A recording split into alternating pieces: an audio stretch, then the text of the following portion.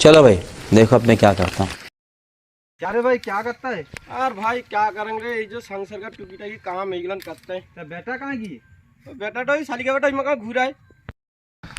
बीड़ी तो भी यार खाने भल लगा नहीं, अम्मा माल का चिंता कैसा के दुर्गा पूजा में घूमने जाएंगे। एक तो गाड़ी भी नहीं, बाप एक तो यदि गाड़ी भी मोल के देता साला बाप तो कहाँ काम करेगा, तो देखने भी पाते नहीं। बाप तो बजा के कहेंगे जाए कहाँ फिर ही काम करे मेरा बाप, तो जो साला का बेटा साला कहाँ कौन जंगल में काम कर रहा है देखने भी पाता ही नहीं। अब्बा अब्बा अब्बा तुम ही काम करती हो?